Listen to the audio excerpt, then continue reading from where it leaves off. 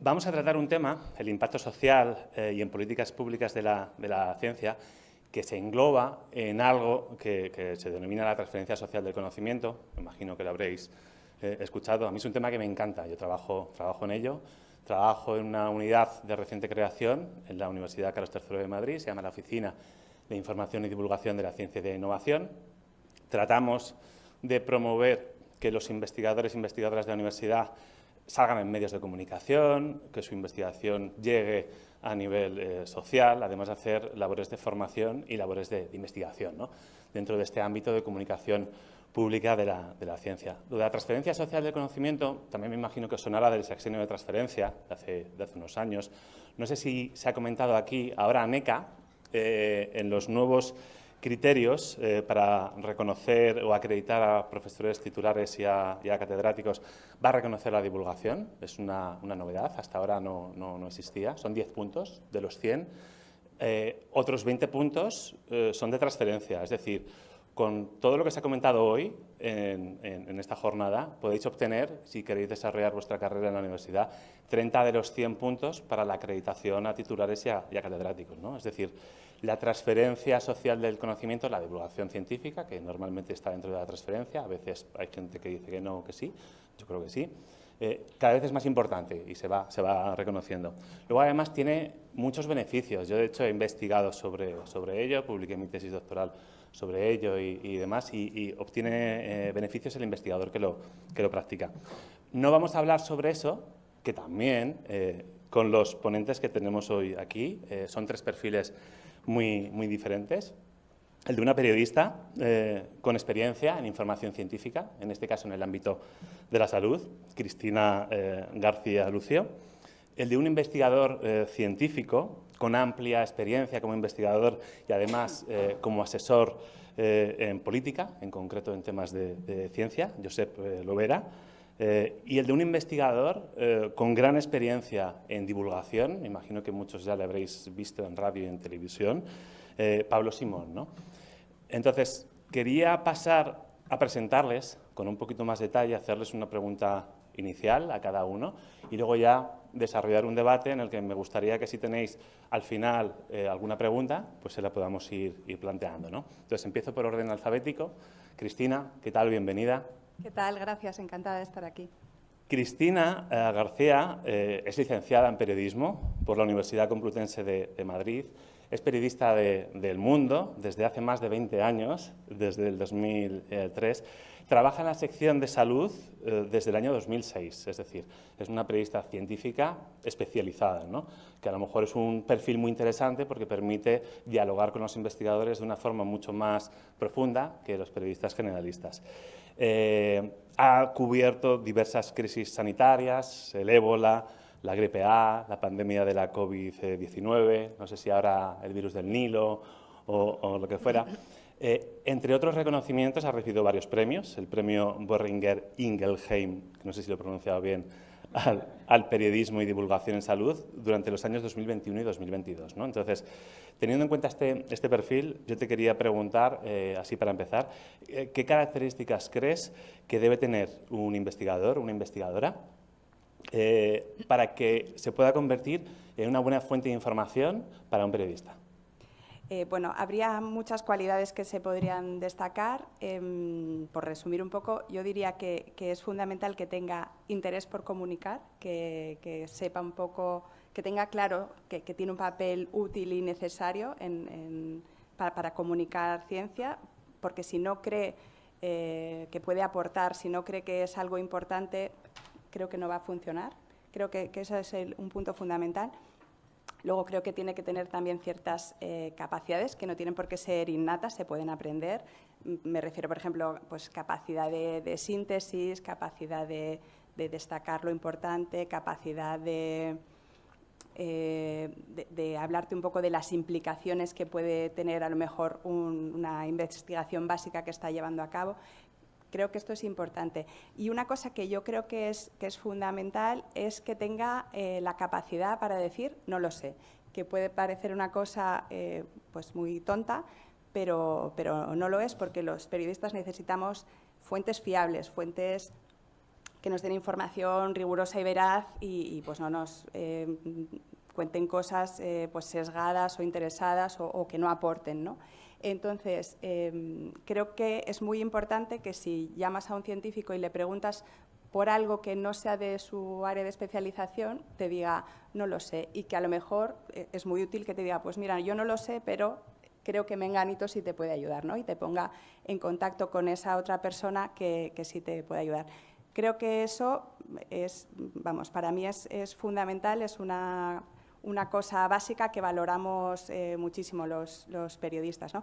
Ojo que no me refiero a la superespecialización, porque esto a veces también pasa, que llamas a alguien y si no le preguntas por su área de ultraespecialización te dice, pues no te puedo ayudar.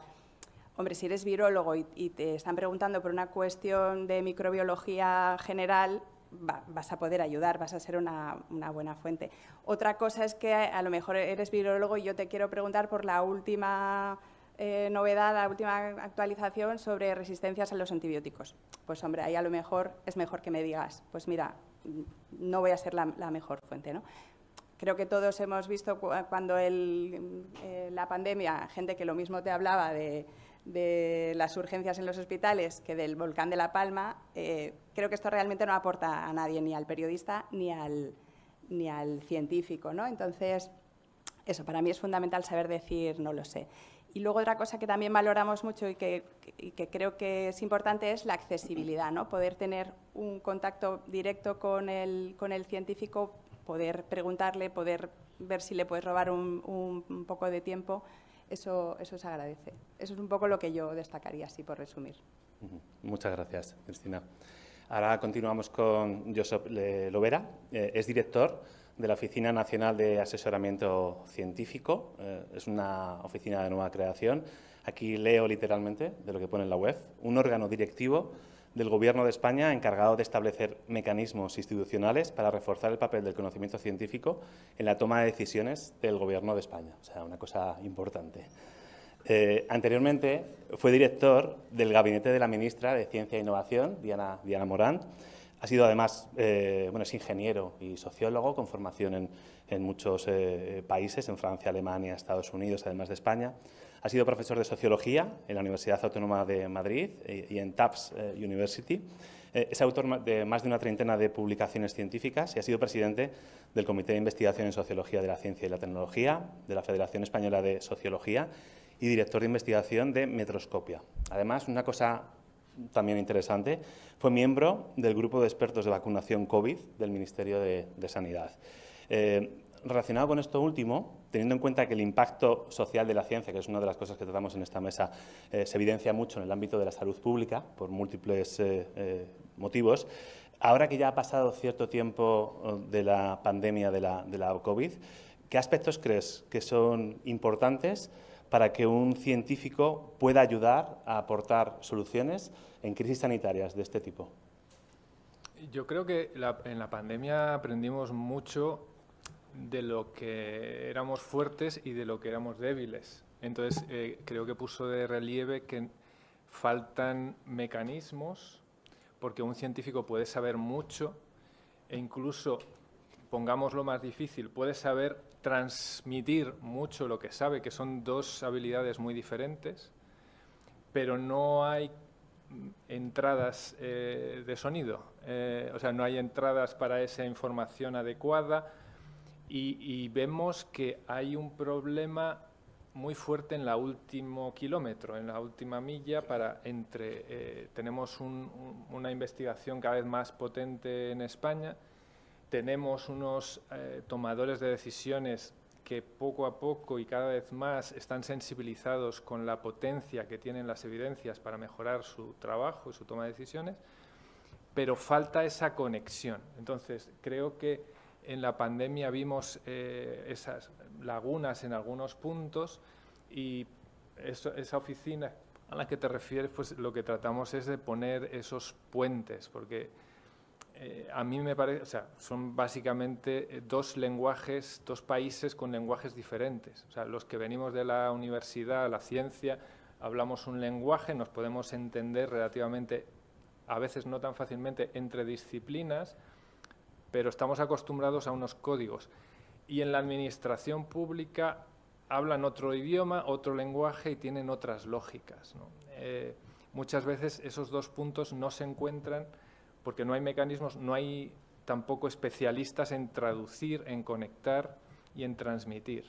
Entonces, creo que en la pandemia aprendimos la importancia de lo intangible en el asesoramiento, el lenguaje. En el grupo este que tú comentabas del comité de vacunación también lo vimos pronto. La mayoría eran médicos, éramos 3 que no éramos médicos y hablamos idiomas diferentes. O sea, en la ciencia también tenemos que construir idiomas que nos permitan entendernos entre disciplinas y al final estamos hablando de cultura.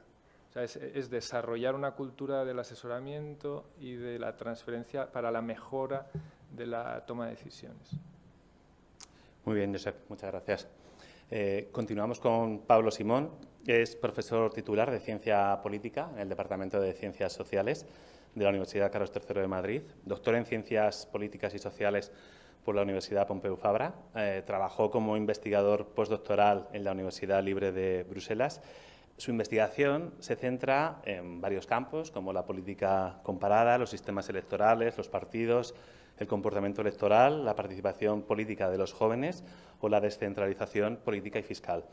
Además, destaca su parcela como divulgador, es coautor de La urna rota y el muro invisible y autor de libros como Votar en tiempos de la gran recesión, El príncipe moderno, democracia, política y poder, o Corona, política en tiempos de pandemia, que es un tema además muy de actualidad.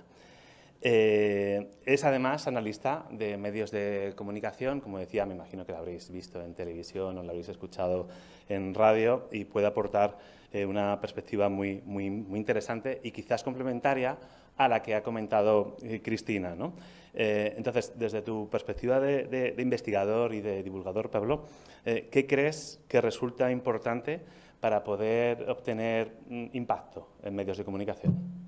Bueno, pues antes de nada, muchas gracias por la invitación. Muchas gracias por la invitación. Incluso un doctor de la casa sabe darle al botón de encendido del micrófono de vez en cuando, lo cual es loable.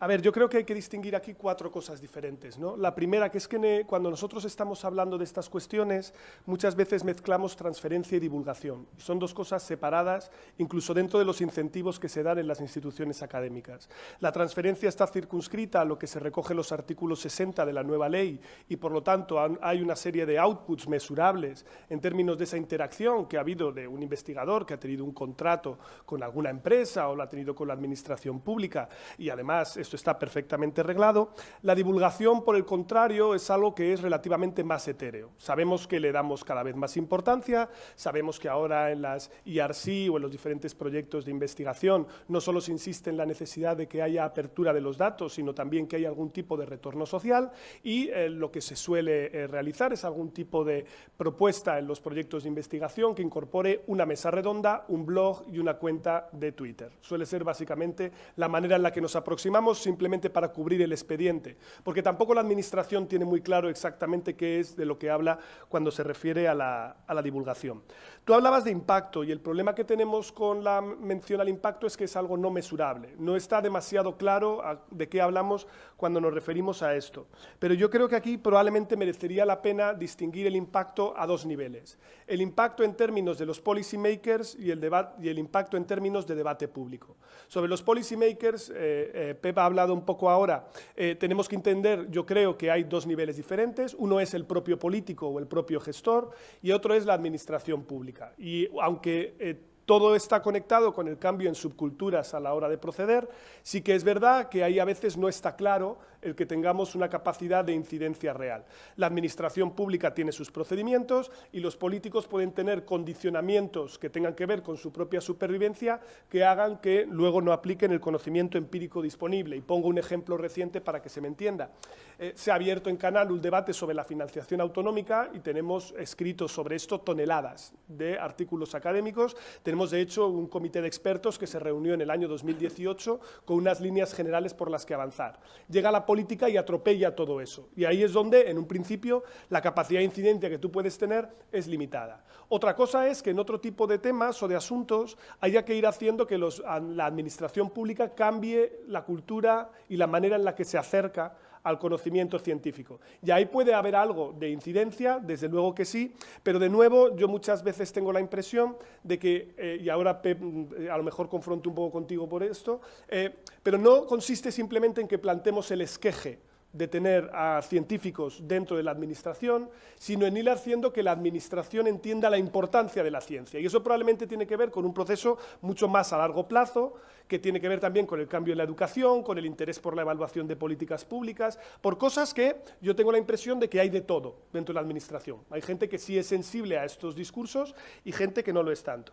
Y luego del otro lado está el plano de incidencia en el debate público en general. Y eso todavía es más complicado de medir, porque no tenemos ni idea sobre si cuando los politólogos intervenimos e introducimos el concepto de polarización, se está hablando correctamente de él, no estamos enredando o ofuscando más el debate que contribuyendo, y eso tiene que ver con nuestra relación con los periodistas. Y ahí es donde muchas veces hay un desacople entre la demanda que tiene el periodista y lo que el académico le puede ofrecer. El periodista necesita inmediatez, necesita versatilidad, necesita producir piezas a gran velocidad porque además su situación muchas veces es precaria y necesitan funcionar muy rápido. Y nosotros queremos preservar nuestro birrete de académicos y nos gusta ser, se supone, procelosos a la hora de dar información. Y ahí es donde viene la frustración. El periodista me ha sacado el entrecomillado que yo no quería y por lo tanto no me veo reflejado en esto. La entrevista no es exactamente lo que me apetecía. He ido a un programa generalista y me han preguntado sobre cosas que no sé.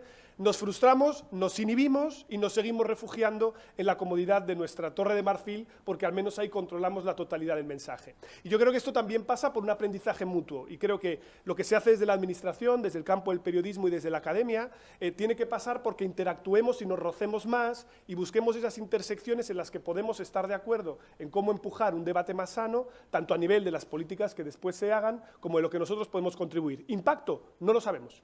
No tenemos ni idea si tiene impacto, pero bueno, lo importante, y esto creo que es al final una lección de vida, es empujar la piedra por la ladera y ver si hay suerte y al final terminamos encestando, ¿no? Pues con esto ocurre igual. A lo mejor hay que presionar mucho en determinada dirección y a lo mejor con algo de suerte el debate se mueve en la que nosotros consideramos es la correcta.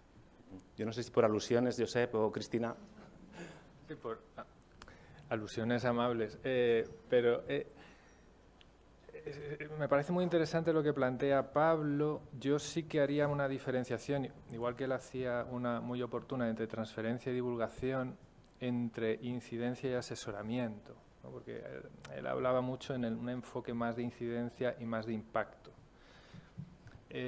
Yo creo que, a ver, los sistemas de asesoramiento no los estamos inventando en España, hay países que nos llevan 40, 50 años de ventaja y podemos aprender un poco de lo que ellos tienen y es una dinámica muy concreta en la que se permite al tomador de decisión que está interesado en las evidencias para hacer un diseño de mejor política pública. O sea, actualmente los ministros para tomar una decisión suelen tener notas de 1,5 páginas, 2 páginas. El paper más corto que he escrito yo, no sé por cuánto multiplica eso.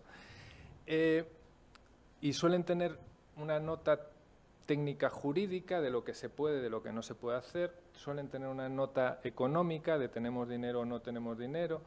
Nuestro objetivo es imitar a otros países para que tengan una tercera nota escrita en ese idioma, en ese formato, que va a traducir cuestiones complejas que a veces ocupan 200 páginas o muchos debates, para que esa persona que no necesariamente está formada en vuestra disciplina entienda por dónde van los tiros y qué consensos hay. Y que le diga, pues la ciencia dice que si haces esto, probablemente pase esto, si haces esto, no sabemos lo que va a ocurrir, y si haces esto, pasa lo otro. Pero no te recomendamos, y esto me ha parecido muy interesante en este tiempo que estamos trabajando en el asesoramiento y cuando hablas con otros asesores científicos en otros países, no te recomendamos lo que tienes que hacer. Me ponían un ejemplo que puede ser un poco provocador.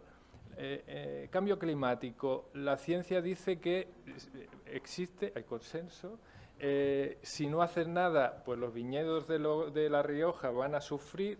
Si haces esto, pues van a sufrir menos porque pasó en California, etc. ¿Recomendación?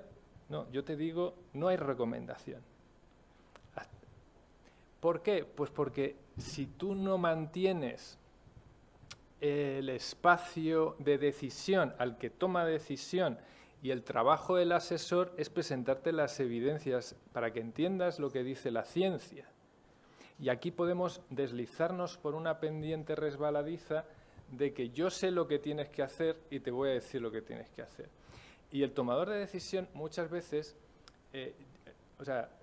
aparte de que la ciencia no suele responder a las preguntas que tienen los tomadores de decisiones. Las preguntas que toman los decisiones son complicadas, son complejas, son acotadas, muchas veces son locales, contexto dependientes.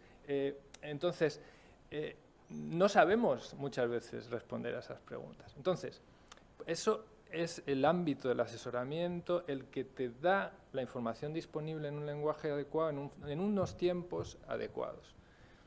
La incidencia es otra y es una actividad también muy necesaria, y es cuando hay un colectivo de científicos que llegamos a un acuerdo de, oye, esto me parece que va a ir mal, tienes que prohibir el DDT porque se están muriendo, ¿sabes?, las aves. Entonces incidimos, y ese es otro negociado y esas son otras dinámicas, ¿no? Entonces es importante diferenciar. No creo que debamos aspirar a... Bueno, debemos aspirar a lo que queramos aspirar, pero sabiendo dónde estamos. Entonces, yo creo que en España estamos intentando avanzar en una dirección frágilmente, porque, insisto, estos son países que llevan 40, 50 años, esto cualquier viento se lo lleva y aquí no ha pasado nada. Estamos intentando poner unas bases para que se consolide una cultura, que es lo que realmente, como decíais, va a transformar el modo de tomar decisiones, ¿no? Pero con una lógica de asesoramiento, intentando ver lo que hacen otros países. Y por otro lado, decir, no, yo es que no quiero hacer asesoramiento o quiero hacer incidencia, ¿vale? Eso es otra cosa. En la incidencia, a modo de sugerencia, por mi breve paso de 3 años por la administración, después fuera de la ciencia, es verdad que ves cosas que no veías cuando estabas en la universidad, ¿no? Y el tomador de decisión a veces parece que dice, ¿por qué hacen eso? ¿Qué tontería? ¿Qué absurdez? Bueno, hay otras variables, hay otros componentes, no solamente de oportunidad política, a veces de otras cosas que el investigador, pues con su buena fe y su ámbito de investigación, pues tiene que complementar con otras disciplinas. Pues qué dice la psicología, qué dice la sociología, qué dice la ciencia política, qué dice la economía, qué dice qué se puede hacer, qué no se puede hacer.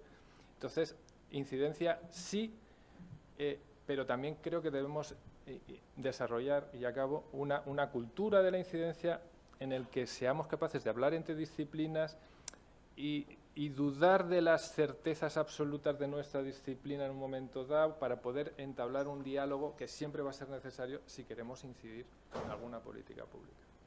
Sí, yo en cuanto al periodismo estoy totalmente de acuerdo. Me parece que ese roce del que hablabas es fundamental, que tenemos que estar más en contacto periodistas y científicos. Creo que por ambas partes hace falta un aprendizaje por parte de los científicos de cómo funciona el periodismo, de esa inmediatez, de esa prisa que siempre tenemos, de que necesitamos brevedad, síntesis, bueno, un poco de cuáles son las claves del periodismo.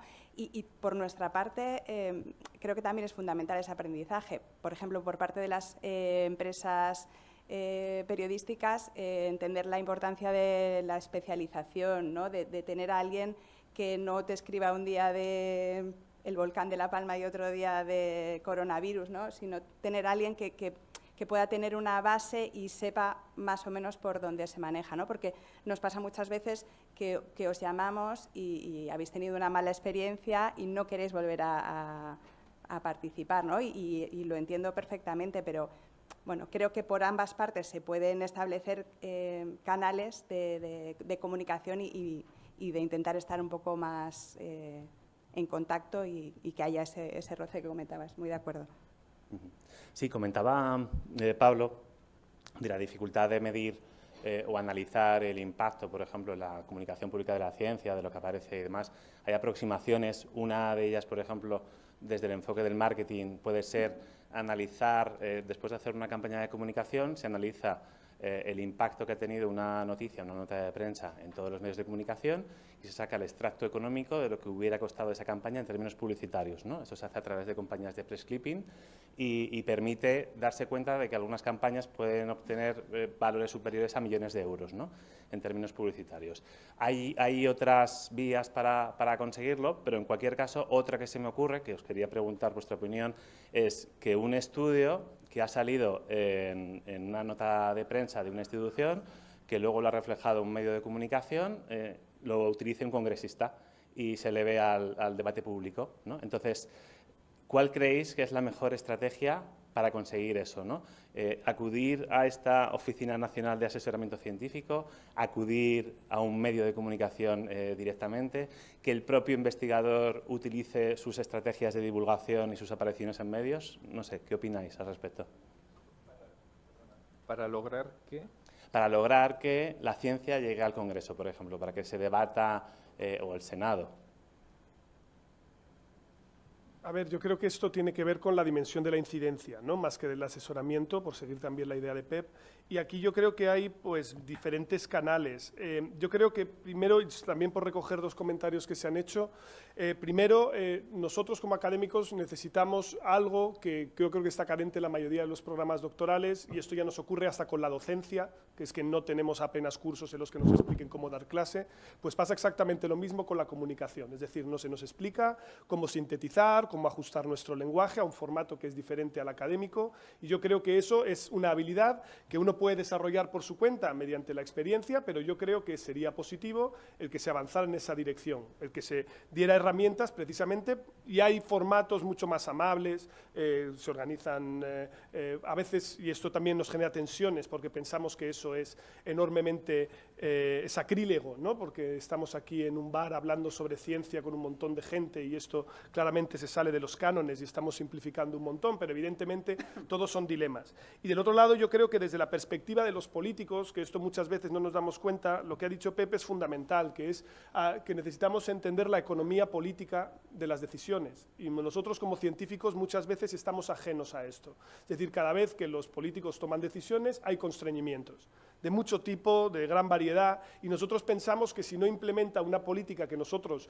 vemos como positiva, es que son malvados o estúpidos, y sin embargo la respuesta suele ser: todo es más complicado de lo que tú te crees, básicamente.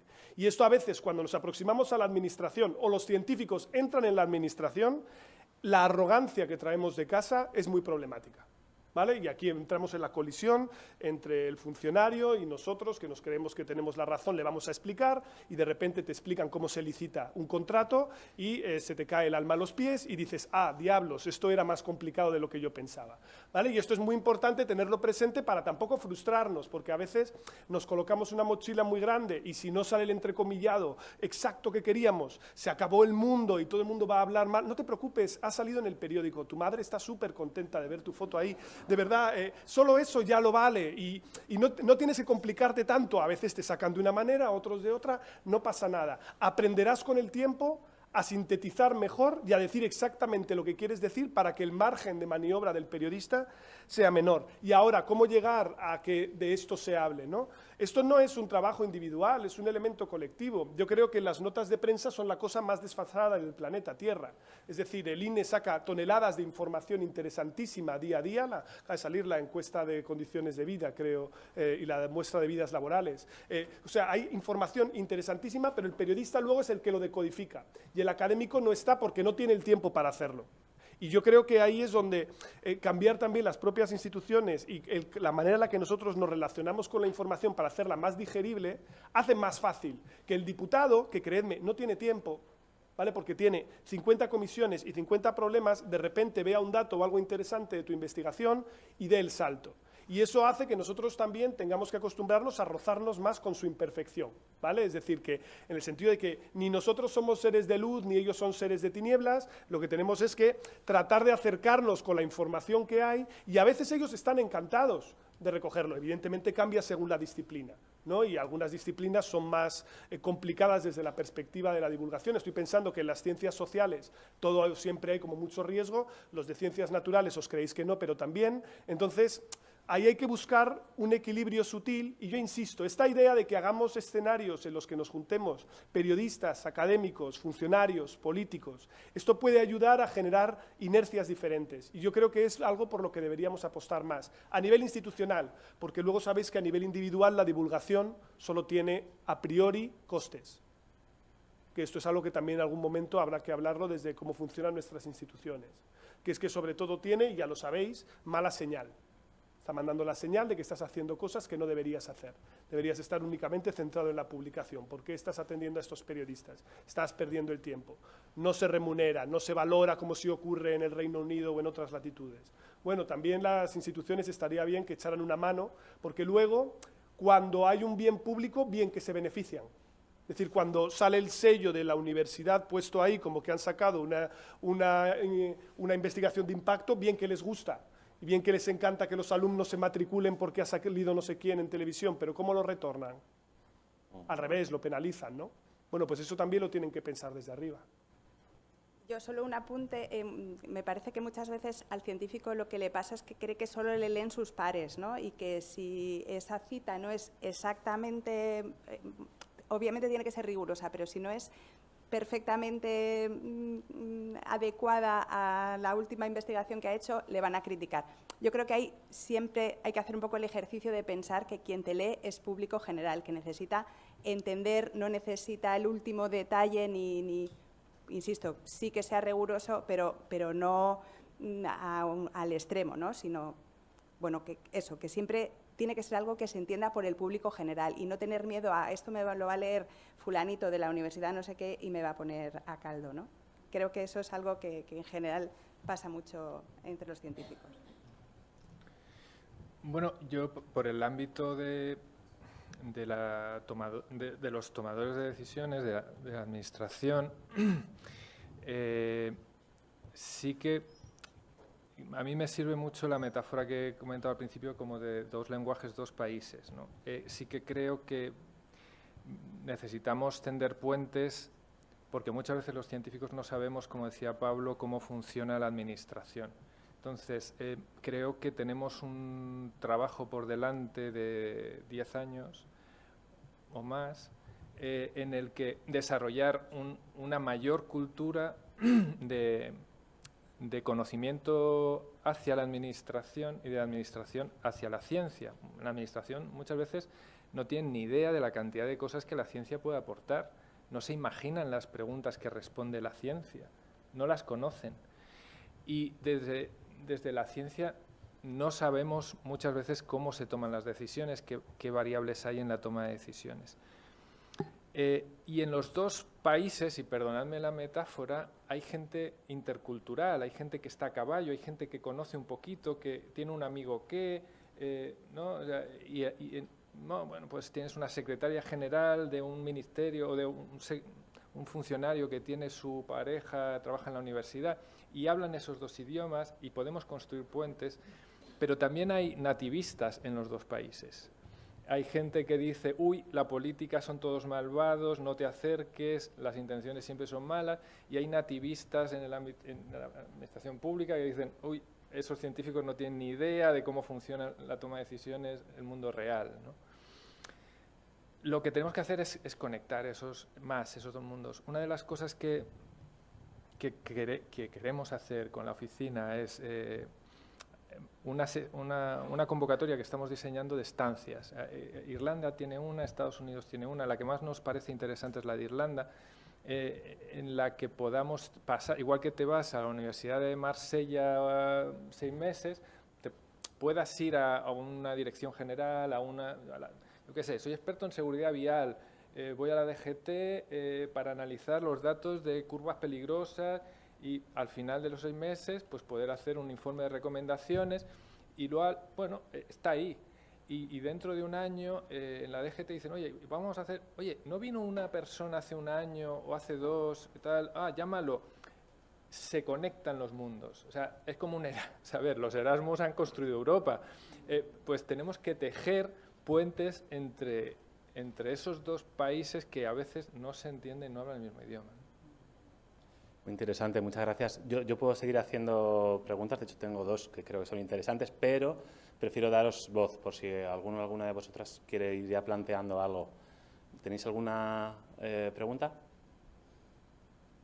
Si no, bueno, lo vais pensando. Yo voy a plantear una de las que me llama la atención, tomando esa metáfora que ha planteado Josep de 2 lenguajes, 2 países, de ciencia y administración. Me parece interesante también un tercer lenguaje o un tercer país, que es el de la prensa, ¿no?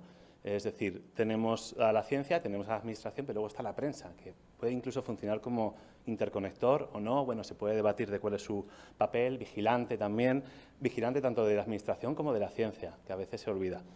¿El lenguaje periodístico se aproxima más al lenguaje científico, al lenguaje de la administración o a ninguno de los dos? ¿Qué opináis?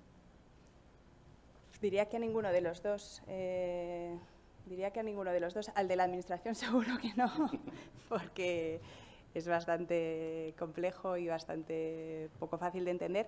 Y al científico tampoco, porque es normal, al final pues hay un montón de tecnicismos, hay un montón de términos que designan algo muy específico, ¿no? Y al revés, creo que el lenguaje periodístico tiene que explicar a alguien que no sabe nada de un tema que lo pueda entender, ¿no? Que pueda al menos coger los puntos básicos, sin llegar tampoco a llamar tonto al lector, ¿no? Pienso en alguien que lee prensa, ¿no?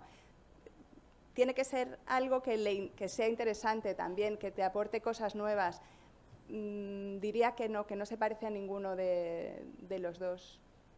No sé qué opináis. Yo también lo veo como algo diferente y, de hecho, además, incluso el tipo de agenda que lleva a veces, claro, y aquí hay buen y mal periodismo científico también, porque afortunadamente el núcleo terrestre no ha dejado de girar, como me decían hace 2 años, yo ya estaba haciendo las maletas, pero no pasó, entonces la explicación era un poco más complicada, pero se tira de sensacionalismo y también esto pasa mucho en el periodismo que tiene que ver con ciencia, digamos así, más inmediata, con virus, etcétera, etcétera. Y no, el lenguaje y la agenda es diferente. Yo creo que ahí de nuevo depende un poco de cómo seamos capaces de buscar un terreno de intersección, ¿no? Es decir, tú tienes que ser capaz de llegar al público generalista sin ser árido, sin tampoco ser específicamente técnico y manteniendo un rigor. Es una cuadratura del círculo muy difícil, me parece muy complicado y por eso yo entiendo que ahí es donde la veteranía marca la diferencia, ¿no? Es decir, académicos que estén más formados sobre cómo relacionarse con periodistas cometerán menos errores. Los periodistas que tengan más costumbre de mantener interacción con científicos, y ahí es donde habrá que invitarles también a nuestros congresos, pues se acostumbrarán también al tipo de lenguaje y cómo tratarnos. Y todo eso yo creo que tendrá un efecto virtuoso. Claro, estamos también en un tiempo de inmediatez en el que la desintermediación también afecta al periodista y genera que a través de redes sociales, etcétera, pues también haya espacio para desinformación desde un punto de vista científico, ¿no? Y ahí es donde tú todo lo que puedes hacer pues es levantar los diques en medida de lo posible y asegurarte de que, bueno, de algo que también vimos incluso en la pandemia, creo recordar, Pep, y corrígeme si me equivoco, que se vio que en el momento en el que se descubrió que la amenaza era real, la gente empezó a informarse más por fuentes oficiales que por extraoficiales, ¿no? Es decir, cuando percibes la amenaza, el credencial del científico sigue teniendo un valor.